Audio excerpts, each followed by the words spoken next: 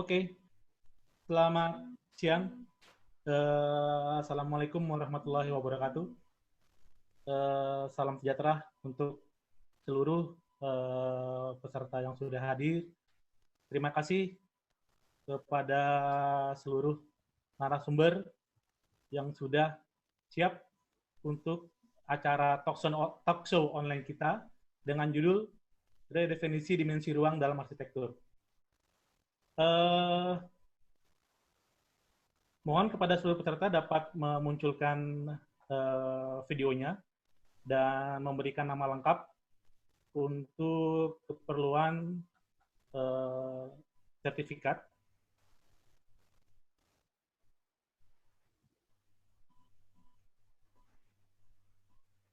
Ya, untuk selanjutnya saya akan coba membuka acara talkshow online ini. Acara pertama yaitu terima kasih kepada Institut Teknologi Indonesia dan Ikatan Arsitek Indonesia Provinsi Banten untuk dukungannya dan supportingnya dalam penyelenggaraan acara ini, serta tak lupa pula saya ucapkan terima kasih setinggi-tingginya kepada Moilek sebagai sponsor acara ini. Untuk kemudian acara selanjutnya yaitu ada sedikit prakata dari Ketua Ikatan Alumni Arsitektur ITI, yaitu Bapak Billy Sewarwara. Untuk selanjutnya waktu dan tempat kami persilakan kepada Pak Billy Sewarwara untuk dapat memberikan sedikit kata. Terima kasih. Baik, terima kasih. Selamat datang kepada seluruh peserta. Terima kasih atas partisipasinya dalam webinar Ikatan Alumni Arsitektur ITI yang pertama kali diselenggarakan yang mencoba mengangkat tema-tema arsitektur. Saya juga mengucapkan terima kasih kepada kesediaan para narasumber, Pak Tio Prastio Adi, Pak Rifanus, Ibu Boya Realita, Pak Sandi Siotang, dan Muhammad Irawan untuk menjadi narasumber dalam kesempatan kita kali ini. IAI mencoba beberapa isu arsitektur yang kebetulan memang sedang in, dan ini akan terus berlanjut dengan seri-seri yang lain. Yang sekarang ini kita mengangkat seri bangunan publik, dan kita akan coba angkat lagi di seri bangunan yang volume yang lain dengan klasifikasi yang berbeda. IAI sebagai sebuah komunitas alumni mencoba berkontribusi dalam pemberdayaan alumni yang bisa saling berbagi untuk mahasiswa, alumni, dan masyarakat pada umumnya. Saya terima kasih juga kepada Institut Teknologi Indonesia yang juga mensupport kegiatan ini. Kami berharap dengan aktifnya kegiatan yang diselenggarakan oleh alumni juga bisa mendorong kebudayaan ITI secara lebih meluas. Saya serahkan kepada Pak Ketua IAI Banten, di mana ITI berdomisili, untuk mengantarkan acara ini dan diserahkan kepada para narasumber. Sekali lagi terima kasih, selamat mengikuti webinar Ikatan Alumni Arsitektur ITI. Ya, baik. Terima kasih kepada Bung Billy Sewarwara.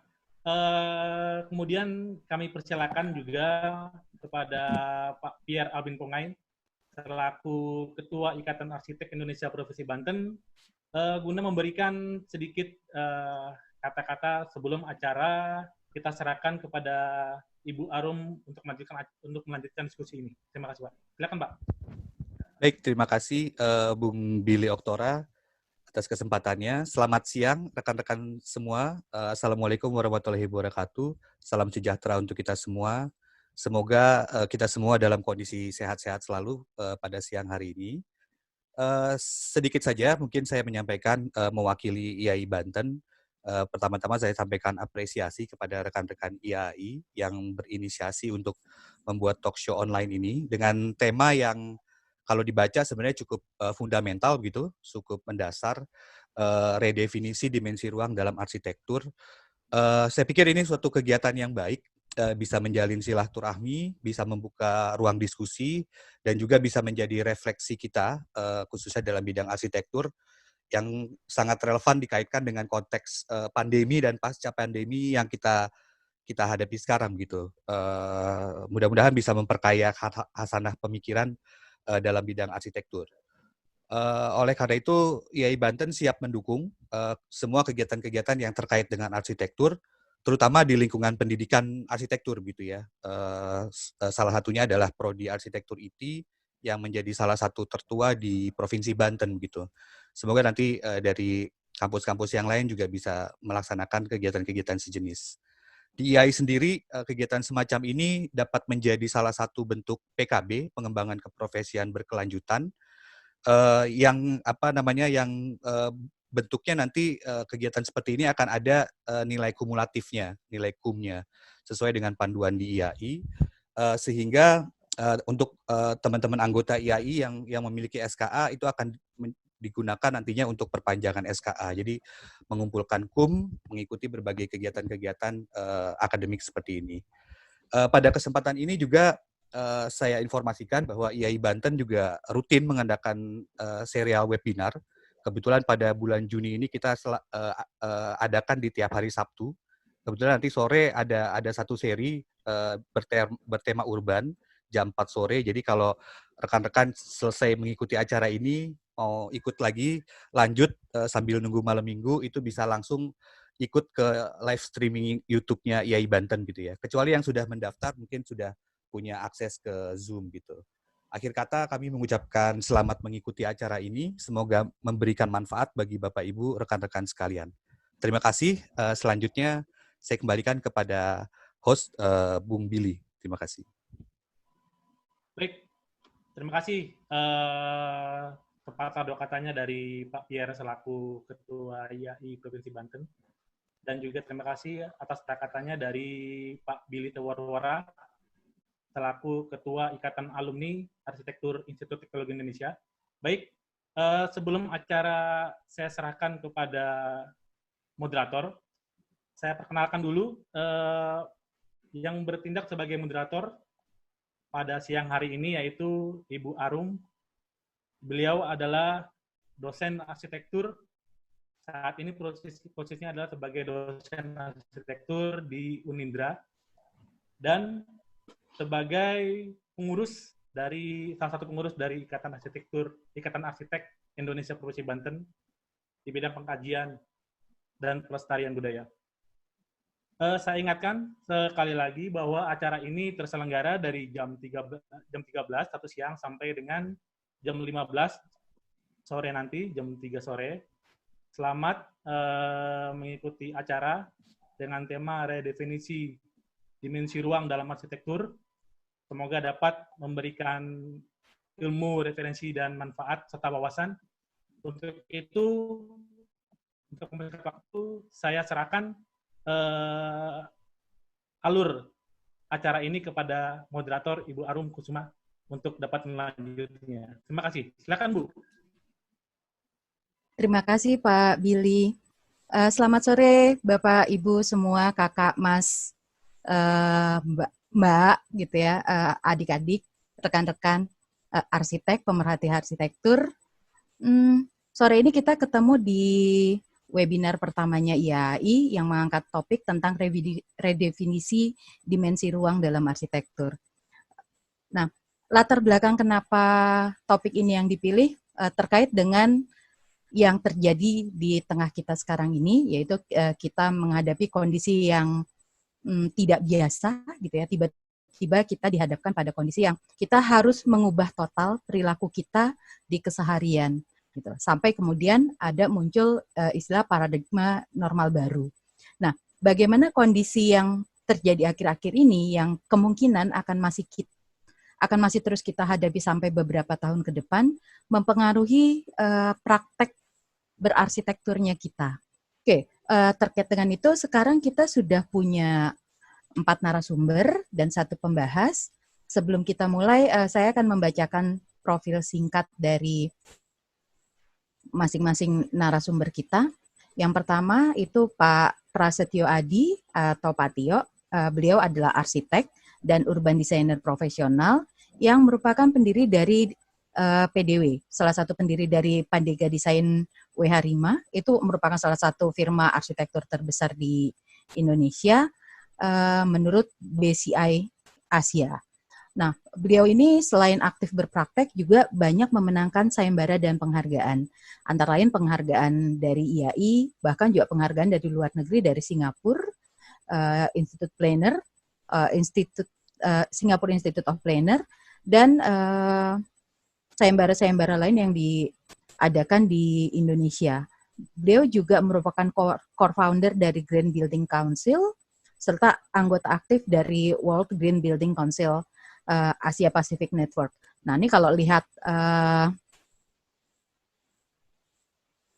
catatan profilnya beliau, tidak diragukan lagi pengalamannya di dunia praktek dan mungkin juga banyak memberikan masukan ke dunia akademis. Selanjutnya saya sapa dulu Pak Tio. Selamat sore, selamat siang menjelang sore sebetulnya. Ini kita jamnya jam nanggung ya. Jam nanggung. Oke, terus selanjutnya kalau Pak Tio mungkin tidak asing di tengah kita semua. Selanjutnya kita ada, saya manggilnya enaknya Mbak aja ya, Mbak Rialita Dwi Lestari. Gitu ya. Beliau ini salah satu alumni IT yang sekarang aktif di Otoritas Jasa Keuangan sebagai Deputi Direktur Eksekutif Departemen of Logistik. Sebelumnya beliau juga aktif di PT Total Bangun Persada.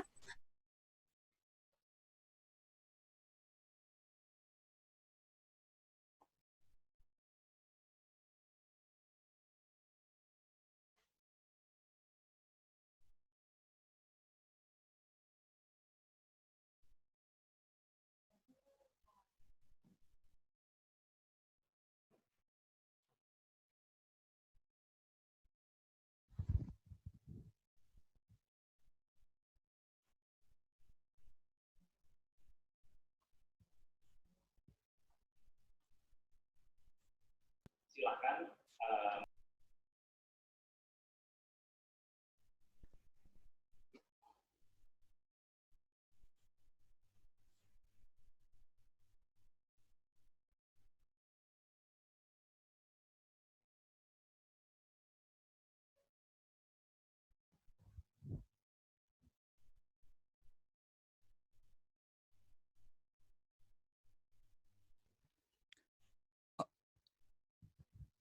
Tora, mic-nya masih mute ya?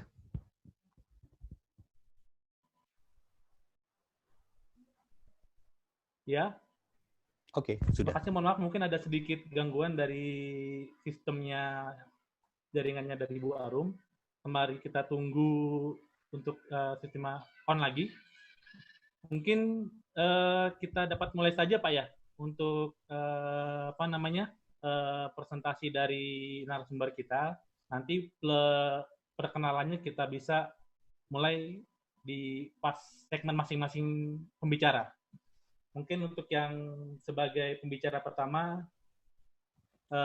kami persilakan waktu dan tempatnya untuk mempersingkat waktu. Silakan Pak. Terima kasih Pak Pierre. Saya share screen dulu.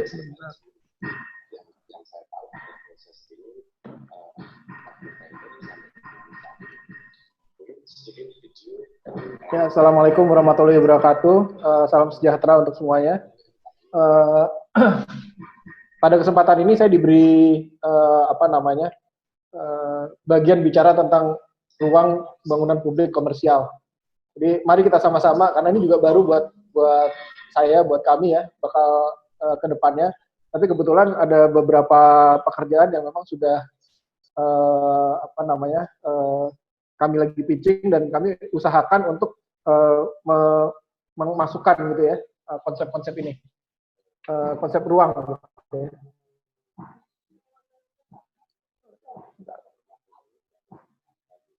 Nah, ya seperti kita tahu ruang, terutama ruang di dalam bangunan gedung gitu ya, bahwa itu adalah tanggung jawab arsitek, full tanggung jawab arsitek untuk mendefinisikannya. Jadi dan sampai bahkan menjadikan ruang itu bermakna gitu, jadi place. Jadi dari space jadi place. Yang jadi isu sekarang adalah kepadatan sebenarnya. Ini foto diambil sebelum kejadian pandemi, tapi pandemi juga bukan kejadian yang pertama dan bukan yang dan pada dari sejarahnya akan selalu berulang. Jadi kepadatan di ruang publik, ruang semi publik, jadi antara ruang publik, kalau kita lihat di sini di trotoar, ruang semi publik yang seharusnya blend in dengan ruang publiknya di dalam pagar, tapi masih untuk publik. Kemudian di dalam bangunan gedung itu ada ruang privat, terutama untuk gedung-gedung yang komersial ya sifatnya. Nah, karena komersial ini kan juga ininya luas gitu loh. Jadi saya akan memberikan beberapa case study. Nah, tadi udah disampaikan juga sebelum Arum offline ya, bahwa saya terlibat banyak di Green Building Council. Dari sejak tahun 2016 sebenarnya kami sudah mengkampanyekan ini, better places for people. Jadi tempat terutama working place gitu ya, tempat tinggal, tempat bekerja, targetnya mengurangi kesehatan. Jadi sebelum adanya pandemi juga sebenarnya Green Building Council ini dunia ya, di dunia dan di Indonesia juga sering banyak mengkampanyekan hal ini gitu ya, termasuk awareness. Kami banyak bekerja sama dengan rumah sakit, salah satunya Rumah Sakit Persahabatan gitu ya.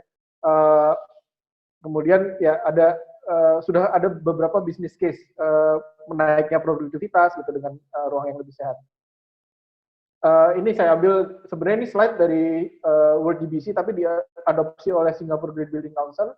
Bagaimana kita membuat ruang yang pandemic proof dalam waktu bekerja. Jadi kalau kita melompat ke ruang privat gitu ya, ruang privat tadi kan ada 3. Ruang privat ya kebanyakan sistem di interior. Sekarang sistem sistem penghawaan, air conditioning dan lain-lain itu masih pakai sistem yang kriterianya paling murah gitu ya, bukan yang paling sehat. Kemudian juga lighting system, introduction fresh air itu sangat penting gitu. Kebetulan juga di ruko tiap hari kami harus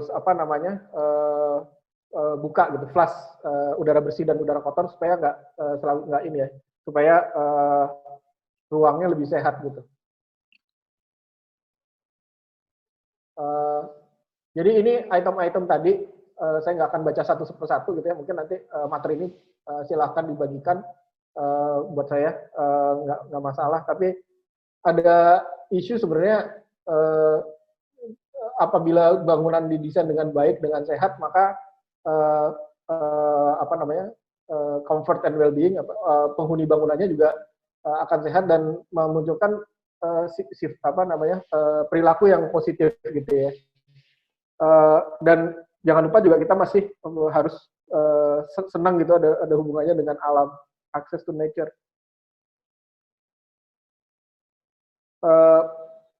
Ini salah satu contoh analisis. Jadi kami kalau mendesain, membuat beberapa analisis. Kalau dulu orang dibuat sebanyak mungkin. Jadi ini konsepnya adalah sebenarnya menarik orang jalan lewat gitu lah. Jadi ruang komersial yang kalau kita lihat ini jalan di luar, kemudian di dalam bangunan ini semi publik yang saya bilang tadi. Jadi ground floor di bangunan komersial kebanyakan jadi ruang semi publik. Kemudian nanti di atasnya baru private area gitu untuk perkantoran dan lain-lain.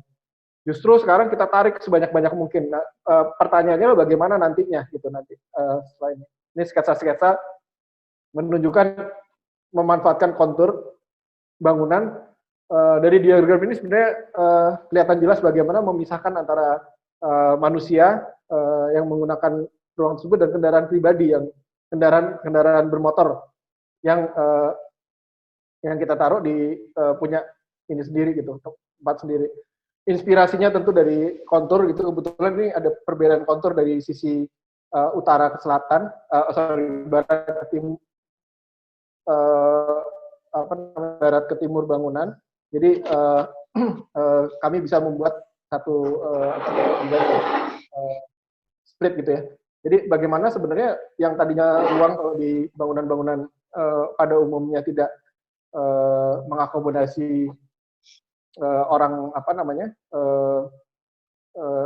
atau lebih banyak security gitu, ini justru dibuka gitu. Ini contoh-contoh gambar ini proyek Grand Rubina di epicentrum, kuningan epicentrum, dan ruang-ruang tersebut jadi lebih hidup. Nah, sekarang pertanyaannya kalau dulunya kita mendesain semi publik di ground floor, ada mungkinkah, apalagi ada aturan Permen PU refuse floor dan lain-lain, apakah perlu kita bikin satu ruang semi publik juga di kepadatan di daerah yang lebih tinggi gitu, nggak cuma di ground floor atau di daerah semi ground floor.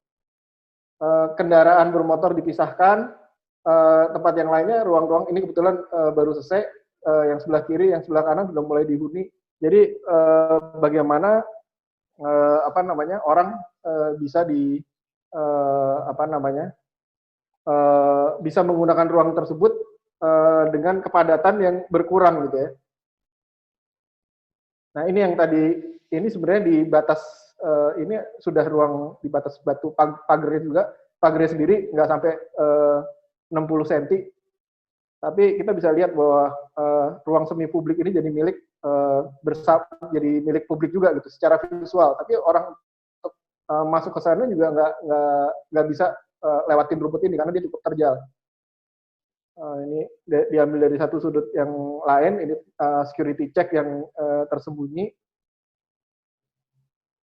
Dan kita bisa lihat bahwa ruang yang dibentuk gitu ya, ini bangunan komersial, ini ruang dalam yang udah masih semi publik, tapi ada jalan, bisa dibayangkan kalau orang mau jalan sini kan juga repot gitu. Jadi dengan landscaping kita bisa hindari orang menerobos begitu saja gitu. Dan lobby yang cukup besar yang tidak dipakai buat banyak kepentingan. Jadi jangan semua dipadatkan gitu ya. Jadi bagaimana mendistribusikan orang. Ini kasus di segitiga karet. Sebenarnya hal ini kami sampaikan ke Pemprov DKI bagaimana mengurangi kepadatan yang berhimpitan. Jadi ada lahan milik kewajiban pengembang yang dibangun oleh Pemda untuk membuat ruang vertikal. Jadi bagaimana menaik menjaga densitas, orangnya tetap terakomodasi gitu ya. Tapi juga ini kondisi sekarang kalau ke sana pasti sangat padat sekali. Nah di sini kita bisa mengusulkan ada banyak ruang-ruang terbuka yang dibuat gitu loh, untuk selain horizontal juga vertikal. Termasuk dengan adanya infrastruktur MRT, bagaimana kita mendesain ruang publik yang lebih luas untuk berbagai macam kegiatan gitu. Termasuk penutupan terowongan akses antara moda transportasi. Ini bangunan mall di Cirebon jadi relevan sekarang karena sebenarnya ada karya itu juga, Central Park misalnya yang di di Grogol itu Central Park. Ini jauh sebelum itu kami udah membuat desain mall di Cirebon yang semi outdoor gitu ya. Jadi hal ini yang sekarang justru dicari. Kemarin ada teman saya juga yang udah mulai beribadah sholat Jumat, dia nyari masjid yang terbuka gitu, yang malah justru nggak pakai AC. Hal-hal ini juga sebenarnya sangat baik untuk kesehatan. Mungkin waktu saya tinggal sedikit lagi, ini cepat aja. Nah ini yang kemudian kami coba untuk ditawarkan ke calon-calon klien, karena beberapa bulan terakhir, 3 bulan terakhir kerja dari rumah, mulai ada orang yang mau membangun gitu ya. Kebetulan ini di proyek apartemen, tapi di daerah podiumnya dibuat untuk co-living. Bagaimana sebenarnya ruang tersebut saling berinteraksi. Kalau dulunya ruang itu tiap lantai kemudian hanya dihubungkan dengan lift, ini dengan void dan dengan tangga gitu ya. Jadi orang juga dipaksa untuk mulai berjalan atau ya. Dan modul ruang, apakah ini slide dari buku kami ya, Beyond Building, bahwa kami selalu mendesain mulai dari modul, terutama untuk efisiensi. Mungkin kalau kita bicara dengan klien, dengan kontraktor, dengan QS, pasti bicaranya efisiensi. Ini efisiensi yang lebih ke selain ke ruang dalam bangunan juga ke parkir gitu ya. Nah ini sebenarnya yang saya ingin tunjukkan adalah diagram yang sebelah kanan ini, bagaimana sebenarnya di lantai-lantai pertama, bahkan semi basement kami gunakan untuk amenities, supaya orang tidak terkonsentrasi gitu di ruang publik yang sempit tapi bisa tersebar. Ini 3D-nya dan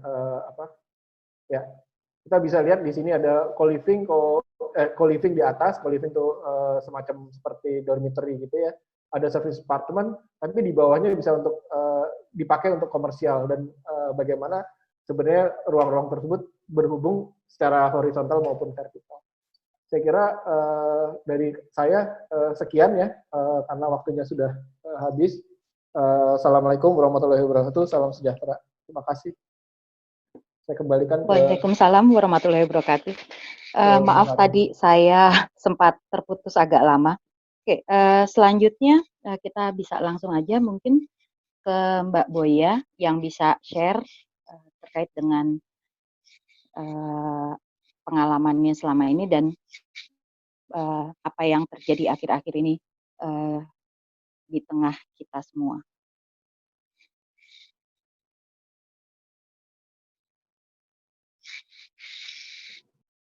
Ya, terima kasih Mbak Arum. Selamat siang untuk semua. Saya mau membawakan sedikit cerita tentang hotel. Mungkin waktunya agak sempit ya, karena biasanya kalau bahas hotel itu agak panjang. Jadi langsung aja saya mau menceritakan bahwa industri hotel itu dari waktu ke waktu sesuatu yang nggak pernah habis. Jadi selalu terjadi pembangunan hotel. Karena sebenarnya di 2017 itu ada pergeseran dari orang yang biasanya spend ke goods atau barang-barang, sekarang itu spend-nya ke leisure.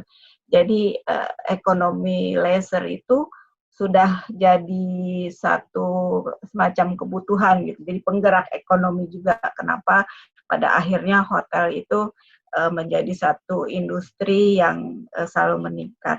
Jadi kalau lihat shiftingnya dari good ke experience, itu market yang terjadi sekarang lebih ke sesuatu hotel yang lebih customized, terus dia bisa mendapatkan experience dan koneksi, terus key atributnya itu dia bisa divining moment, customer engagement-nya dia bisa mendapatkan emosional dan subjektif. Nah, ini ada yang unik dari hotel sekarang adalah value strateginya. Kalau desain itu kan biasanya less is more, tapi kalau di value strateginya hotel itu more to more. Jadi semakin banyak yang bisa dihasilkan atau diberi dari suatu hotel itu biasanya yang menjadikan nilai tersendiri dari hotel tersebut. Makanya marketnya tuh hotel nggak pernah selesai. Nah kalau sedikit membaca dari investasi sebuah hotel, ternyata gedung itu punya nilai yang paling tinggi dari investasi yang ditanamkan. Jadi kenapa hotel itu harus menghasilkan ya selain gedungnya sendiri, ruangnya sendiri itu memberi satu nilai kepada pengunjungnya. Nah, hotel itu adalah satu kegiatan atau mungkin yang pernah mendesain hotel itu pasti merasakan kerumitan dari waktu kita mendesain gitu.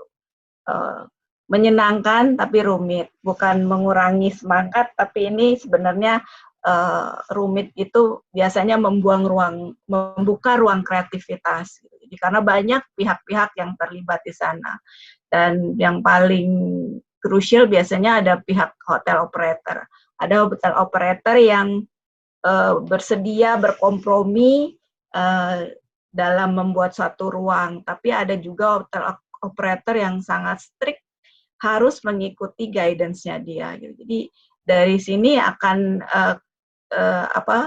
menjadi satu prosesnya adalah di koordinasinya. Gitu. Terus apa sih sebenarnya poin kritis dari sebuah hotel? Gitu. Ada 3 yaitu HRD, ME, sama back of house-nya. Jadi sebenarnya mau terjadi pandemi atau tidak terjadi pandemi dari sebuah hotel itu, ketiganya ini memang harus menghasilkan suatu standar yang memberi kepuasan pelanggan. Jadi mungkin kalau dari HRD-nya itu kan cleaning-nya, kebersihannya, semuanya itu memang udah standar yang memberi service kepada pengunjungnya. Tapi di sini karena kasus pandemi mungkin ada tambahan. Nanti bisa kita lihat kalau contohnya kayak koridor itu biasanya kan paling kecil 1,8, 2,4. Secara distance-nya sendiri sebenarnya sudah memberi ruang kepada aktivitas yang ada di sana, sudah memberi jarak yang cukup kepada manusia yang menggunakannya. Nah, yang kedua di mechanical, electrical ini. Untuk yang resort atau yang pakai air conditioning individual itu nggak terlalu menjadi masalah. Tapi untuk biasanya hotel bisnis yang gedungnya berlapis banyak, ini akan jadi masalah di air conditioning-nya. Karena kan biasanya mereka pakai yang sentral gitu. Kalau mau yang bagus, kita mesti pakai HEPA filter, tapi mungkin secara biayanya belum bisa menutupi dari nilai investasinya sendiri. Gitu. Ini yang masih dilematis dari hotel. Gitu. Kalau back of house-nya sendiri sebenarnya kitchen atau ininya semua, kalau hotel yang bagus memang sudah memperhatikan kebersihannya atau kebutuhan dari pelanggannya. Gitu. Untuk room programnya ini biasanya kalau hotel tergantung operatornya ya, jadi bisa kita kadang-kadang bisa negosiasi, kadang-kadang nggak ada yang sangat strict, dia nggak akan mau buka itu hotel kalau tidak mengikuti aturannya dia. Terus kalau ini umum lah ya, standar hotel ada yang dari 25 kamar, ada yang sampai sekian ratus kamar, gitu. Atau dari skala hotelnya ada yang bintang, ada yang dari 1 melati sampai bintang 5 sampai berlian gitu. Dan kalau dari ruangnya itu kita biasanya membaginya dari room key atau room bay itu untuk menentukan sebenarnya untuk lebih ke operasionalnya saja sih. Gitu. Terus ada perbandingan dari sellable area hotel atau yang hotel bisnis umpamanya mungkin non-sellable-nya tuh agak lebih kecil. Nah, ini yang kalau dikaitkan seperti tadi ruang terbuka yang diminta sama yang dipaparkan sama Pak Tio sebelumnya, mungkin akan ada sedikit kesulitan kalau di hotel bisnisnya. Tapi kalau di resort karena banyak ruang terbukanya untuk menghasilkan lingkungan yang bagus mungkin masih lebih gampang. Tapi kita biasanya punya problem nanti kalau di bisnis hotel. Kita masuk ke yang utama aja ya, room. Khususnya untuk hotel resort umpamanya gitu ya. Itu kan ada elemen-elemen estetis yang biasanya dimasukkan dalam ruangan itu. Seperti lukisan atau lampu atau ada tirai yang khusus untuk blackout-nya gitu. Nah, ini mungkin yang perlu penyesuaian. Nah, seperti ini kan cleaning-nya dan terjadi kelanjutannya nanti untuk cleaning-nya. Nah, cleaning itu kan perlu durasi waktunya tuh biasanya kalau operator yang strict udah ditentukan sekian, satu kamar hanya boleh diselesaikan dalam sekian menit. Nah, kalau kita harus menghadapi yang masa pandemi ini, ada tambahan waktu untuk cleaning yang ekstra. Tapi mungkin ke depannya kalau desain baru, semacam lukisannya itu bisa kita hilangkan, kita ganti mural. Nah, mungkin dari sini kan kalau nggak salah di sini ada Mowilex ya, kedepannya bisa menciptakan chat yang selain antibakteri sekarang antivirus gitu ya. Jadi untuk mungkin juga elemen-elemen interiornya bisa dilapis dengan chat yang antivirus. Mudah-mudahan bisa segera ada material. Room standar umum ya. Cuma kan kalau di hotel bintang 3 biasanya di pintunya itu ada sedikit bocoran AC dari kamar untuk meng-air conditioning-kan di koridornya gitu. Tapi kalau di hotel bintang 5 itu sudah ketutup. Jadi nggak ada udara yang dari kamar keluar ke mana ke koridor gitu. Jadi memang secara ini sudah terpisah gitu. Nah, yang di hotel bintang 3 mungkin perlu ada pengkondisian khusus tuh. Jadi memang supaya udara luar sama udara dalamnya tidak lagi bercampur gitu ya. Nah, kalau masuk ke detailnya mungkin kalau dulu kita pakai RFID untuk masuk ke ruangan kamar gitu. Mungkin kalau di masa pandemi sekarang bisa kita ganti udah mungkin pakai handphone, pakai QR code gitu. Jadi untuk bukanya, terus mungkin nanti perubahannya di panel pintunya ada foot plate-nya untuk didorong nggak pakai tangan lagi gitu. Mungkin kita bisa mendorongnya pakai kaki. Nanti pasti berkembangnya kreativitas akan muncul dengan sendirinya. Atau teras biasanya. Kalau di resort nih jadi unsur penting biasanya, balkon, teras gitu. Tapi biasanya untuk menghemat itu akan ada pintunya pintu geser. Nah, biasanya kan kalau pintu geser mau nggak mau kita harus membukanya pakai tangan. Nah, nanti mungkin ada juga mekanik dari pintu yang digesernya mungkin bisa pakai kaki. Jadi sedikit mungkin touchless dari tangan tuh untuk menyentuh bidang-bidang. Nah, ini kira-kira gambaran kamar hotel. Lihatnya begitu estetisnya yang ada di sana gitu, banyak elemen-elemen interior yang harus ada untuk menciptakan ambience. Nah, ini yang perlu dipikirkan nanti kalau unsur cleaningnya harus lebih ditingkatkan. Gitu.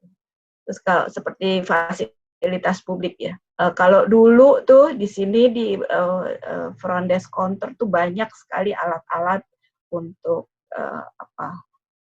FDC, ada macam-macam gitu ya. Mungkin dengan ada sekarang dan perkembangan teknologi yang udah ada sekarang pun nggak perlu lagi, kan biasanya kalau kita masuk hotel kita menukar KTP kita baru kita dapat kunci. Mungkin sekarang udah dengan teknologi kita nggak perlu dikasih kunci lagi, dengan QR code-nya itu kita udah bisa langsung masuk. Nah, nanti mungkin tinggal dibikin jalur khususnya, mungkin bisa langsung masuk dari parkiran, dia langsung masuk ke kamar hotel atau masuk ke lobi, tapi nggak perlu lagi pendaftaran segala macam. Jadi mengurangi kepadatan orang di dalam lobi yang aksesnya mereka bisa langsung masuk ke kamar.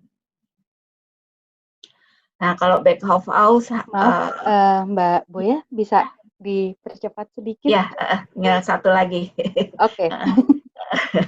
Kalau ya ini yang paling penting juga, dapurnya nih yang harus cleaningnya, sistem pengawasannya segala macam. Ini kalau hotel yang bagus, ini sudah terjadi dengan sendirinya. Jadi nggak masalah dengan pandemi. Nah, yang terakhir adalah kolam renang. Untuk resort ini biasanya jadi satu daya tarik tersendiri. Tapi mungkin selama belum ditemukan cairan yang untuk bisa mematikan virus dalam air, mungkin harus jadi elemen estetis dulu yang tidak fungsional bisa digunakan. Kira-kira gitu pandangan tentang hotel. Terima kasih. Terima kasih Mbak Boya.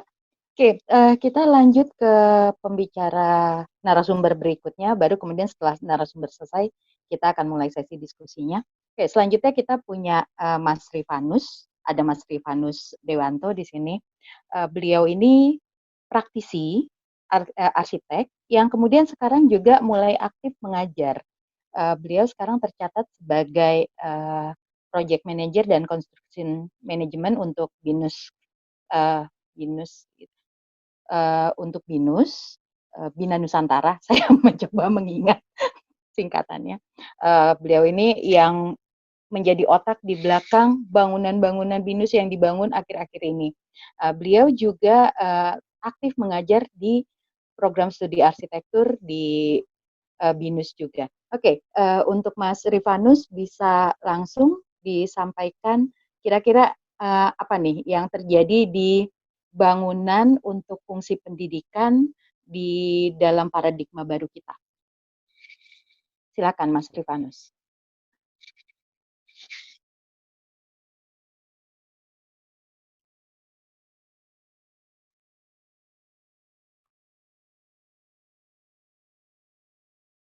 Mas Rifanus sudah terhubung.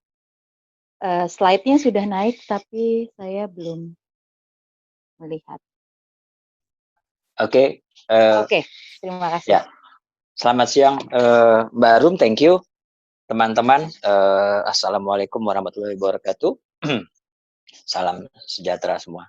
Oke, mungkin 10 menit ini memang bukan waktu yang ideal, tetapi kita akan coba bagaimana di waktu 10 menit ini bisa menyampaikan hal-hal yang prinsip. Kalau kita mau berbicara redefinisi ruang dalam arsitektur, terutama adalah kampus, saya tertarik dengan Mbak Arum tadi bagaimana sikap kita sebelum pandemi dan sesudah pandemi. Ini challenge buat tim, gitu ya. Namun sebelum saya membahas yang soal pandemi, kita coba akan masuk dulu pada redefinisi ruang tersebut. Kalau kita bicara redefinisi, maka saya sepakat bahwa ada hal yang bergerak, makanya diulang, gitu ya. Kalau untuk bangunan pendidikan, kami selalu berpikir bahwa kebutuhan akan ruang itu bergerak. Sehingga akibatnya kami tim harus bisa melakukan kompromi-kompromi dengan beberapa pendekatan yang dipakai terhadap activity-nya, terhadap behavior-nya. Itu. Ada hal teknis yang menjadi mandatory, yaitu seperti apa program pendidikan setiap kampus yang akan didevelop. Karena pengembangan BINUS tidak melulu pada full jurusan. Di beberapa kampus hanya 4 jurusan, gitu ya. Oke, kalau kita berbicara kebutuhan yang paling mendasar, tentunya kita juga harus ada keseimbangan antara supply dan balance. Next slide. Izinkan saya kalau boleh menggunakan kata kunci, yaitu ruang kampus sungguhnya harus dapat memberi rasa nyaman dan mampu mendorong proses kreatif mahasiswa dan tentunya belajar mengajar yang lebih efektif. Ini menjadi target goals kami di dalam setiap development. Pemaknaannya apa? Next. Mungkin teman-teman sudah terbiasa melihat diagram ini ya, bahwa hal mendasar dalam proses perancangan apa sih sebenarnya? Ada 4 hal yang menjadi catatan menurut saya, yaitu tentunya ada TOR, Term of Reference, kemudian ada kondisi site yang tentunya akan dianalisis nantinya, kemudian ada aturan dan ketentuan tentang soal perizinan, dan satu lagi ada parameter teori desain serta pengalaman dan presiden. Kami masukkan kata-kata presiden dan kami harus melakukan evaluasi dari setiap bangunan satu ke bangunan yang lainnya. Jadi presiden itu penting buat kami. Tapi saya ingin masuk kepada lingkaran merah. Ini menjadi penting buat kami, di mana setiap TOR brief dalam new development campus itu selalu berbeda. Artinya apa? Kampus pun juga melakukan kompromi terhadap kekiniannya, keberadaannya kepada kondisi yang sekarang.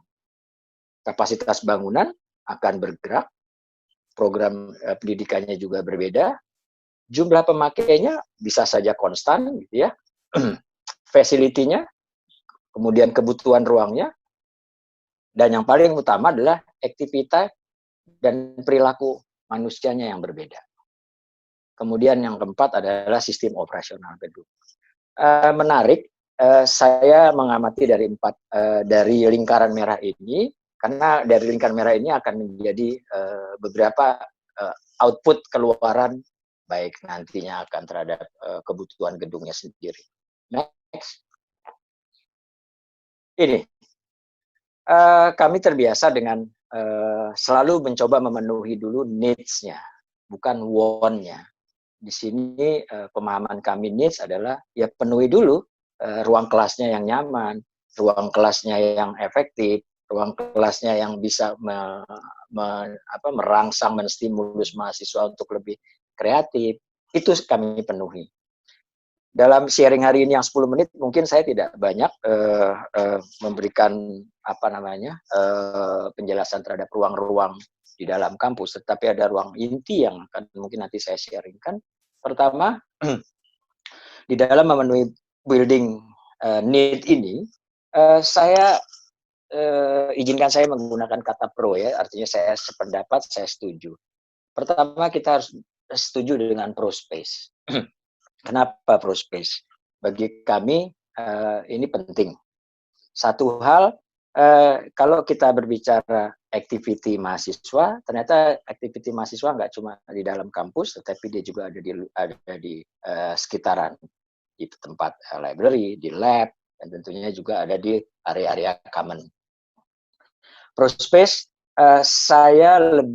kami lebih mengutamakan ruang-ruang yang bisa dipakai secara multi, di mana common space bisa dipakai untuk mahasiswa beraktivitas, bisa bermusik, bisa berpameran, atau digunakan untuk small seminar. Kira-kira seperti itu pendekatannya. Yang kedua adalah pro kenyamanan. Ini penting buat kami, bagaimana thermal di dalam ruang itu dikondisikan dengan baik, sehingga mahasiswa merasa nyaman di dalamnya, noise pun dikontrol. Kami biasa menggunakan beberapa atribut SNI dalam hal ini. Untuk thermal sendiri kami mengacu pada standarisasi 25 derajat plus minus 1 untuk ruangan. Noise itu di bawah 60 desibel. Oke, yang berikutnya adalah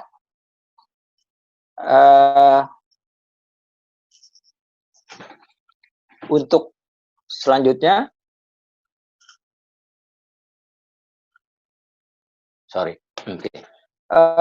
kita juga harus pro terhadap efisiensi, energi, dan lingkungan.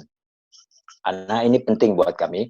Kalau dulu mungkin ini berupa sebuah himbauan, tapi kami mempraktekannya di dalam New Development Campus dan School, ini menjadi mandatori. Target kami adalah gedung lebih proper terhadap efektivitas dan efisiensi, tanpa mengurangi masalah kenyamanannya sendiri, gitu ya. Yang berikutnya adalah bagaimana gedung itu bisa dioperasionalkan dengan baik tanpa harus mengeluarkan effort yang besar sehingga memerlukan energi yang lebih besar pula. Contoh, penggunaan material-material yang lebih proper terhadap iklim. Salah satunya itu. Dan di beberapa development yang baru, kami saat ini juga sudah menggunakan double skin untuk memberikan pengurangan, untuk mengurangi kuat cahaya matas yang akan masuk di dalam ruang. Oke, next.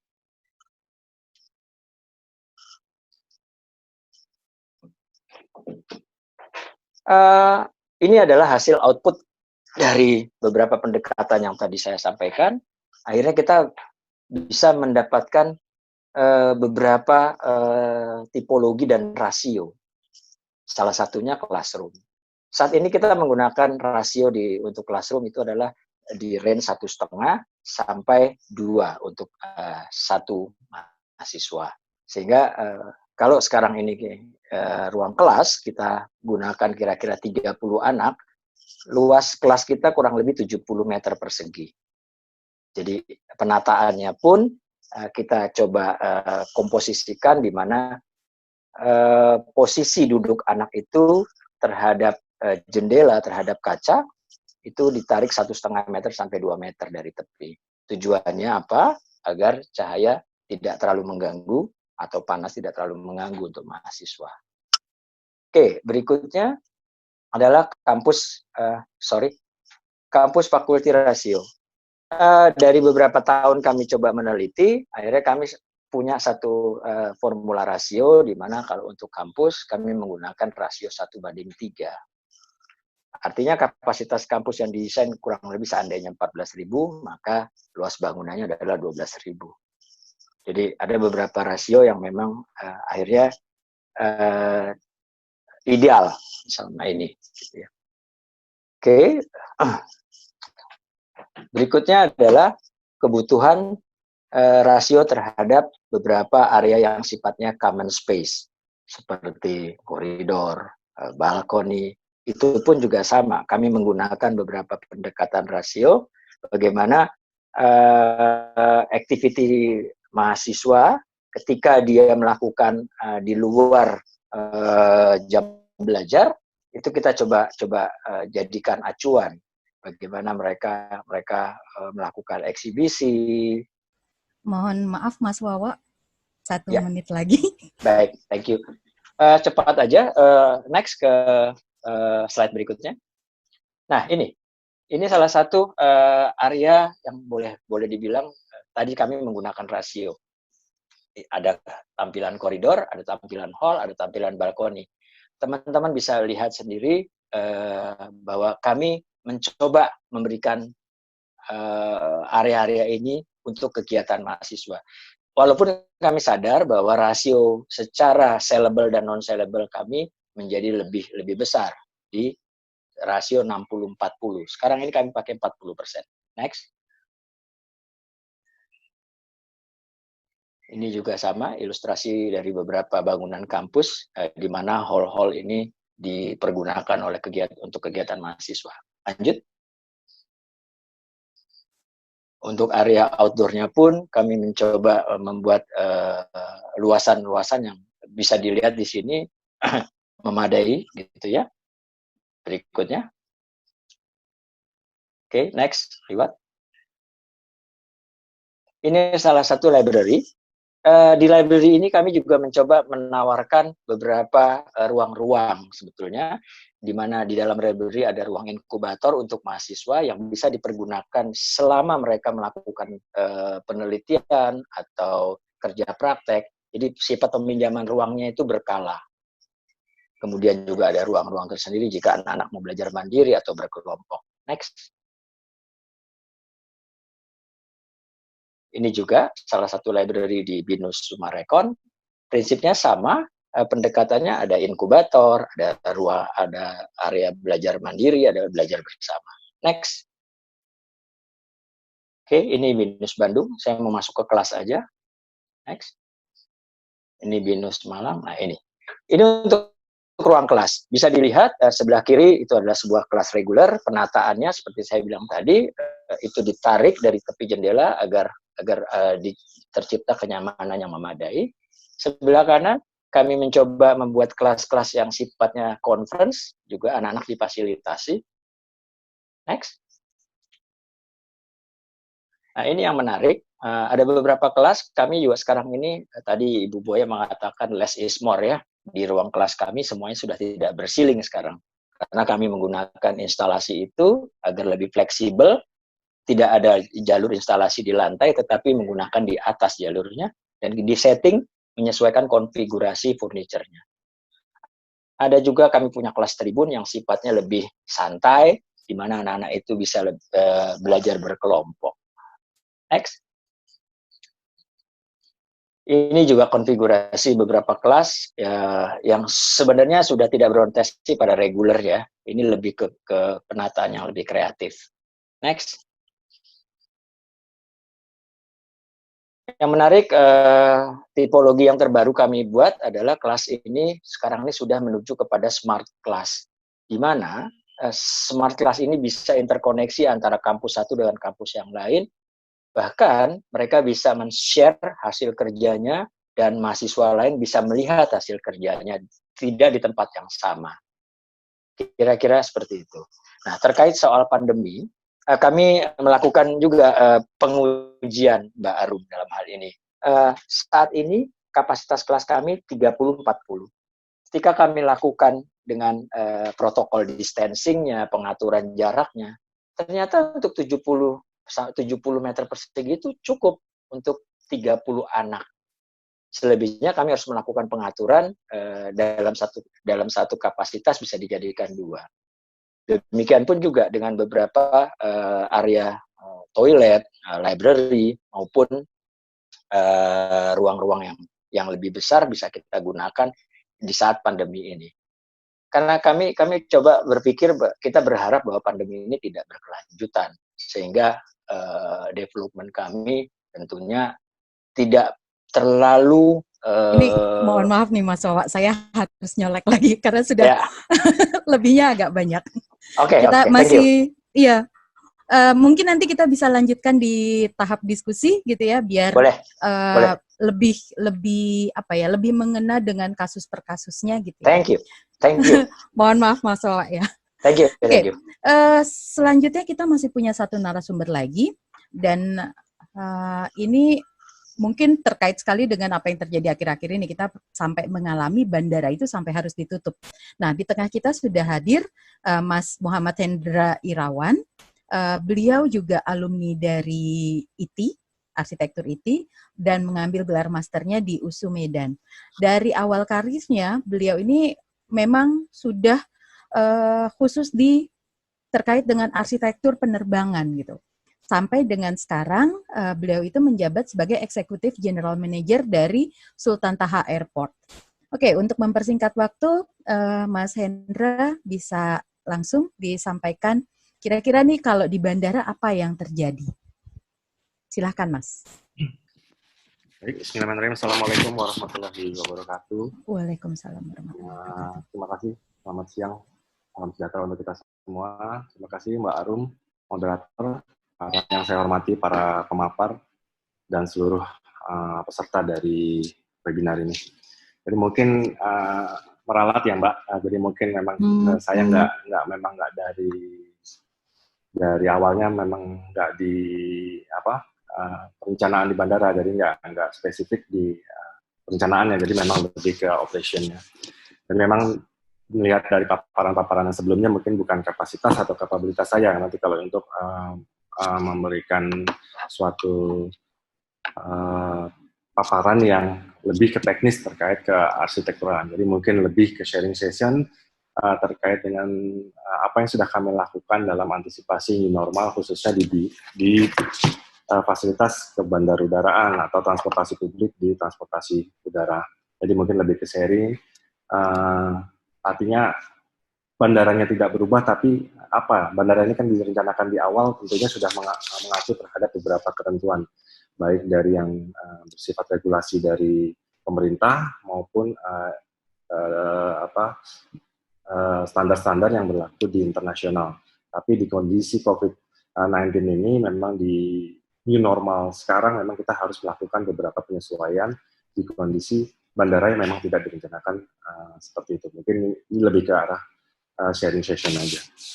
Mungkin next isunya. Jadi memang kondisi saat ini yang kita mau masuk ke new normal ini, kita harapkan memang sebenarnya yang kita harapkan adalah normal yang ke depan itu adalah normal yang seperti dulu lagi.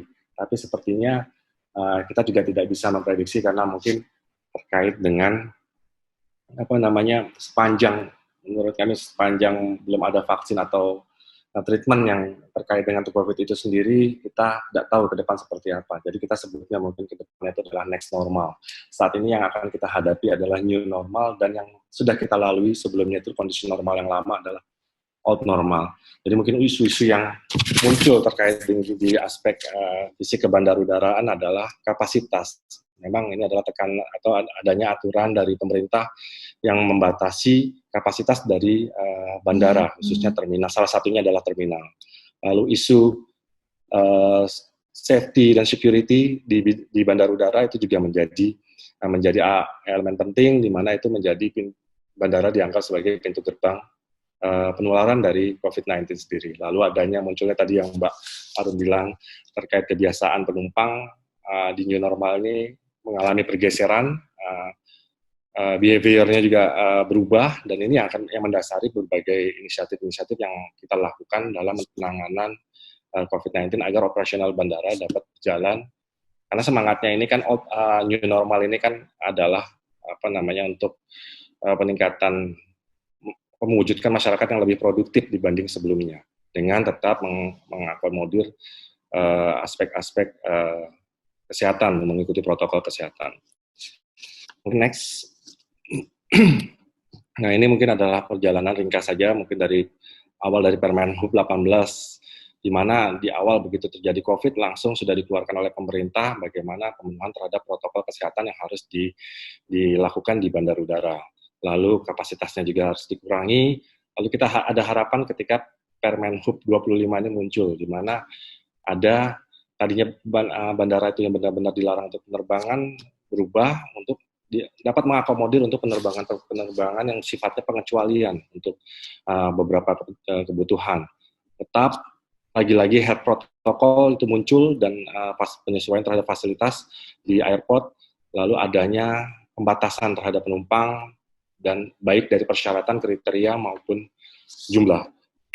Lalu yang terakhir mungkin yang baru keluar kemarin di 7 Juni yaitu adalah Permen Hub 41, ya inilah yang membuka atau menjadi pintu gerbang dari implementasi new normal di bandar udara, di mana semangat tadi menjadikan masyarakat lebih produktif di era dengan tetap kondisi aman. Mungkin next.